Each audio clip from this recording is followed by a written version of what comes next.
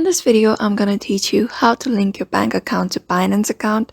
So before that, don't forget to like and subscribe. And let's get started.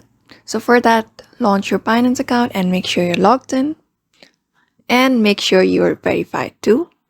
In this video, I haven't verified my account, but I will guide you on how you can do it. So what you need to do is tap on this yellow icon at the left side. And here, go to settings, tap on the settings icon. And here you can see the payment option. Here, go to payment methods. And here, there is the option called P2P payment method.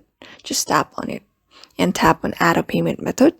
After tapping on add a payment method, you will get a list of bunch of banks, or you may just search for the bank.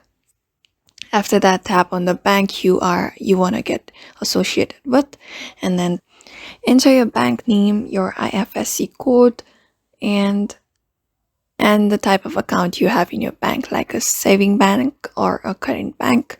Just choose the options and fill up the forms, and then the branch of your bank. After that, just tap on the confirm icon at the yellow box. After that, you just need to enter your security pass key, and then you will get the details of the bank account that you just associated with, and tap on continue.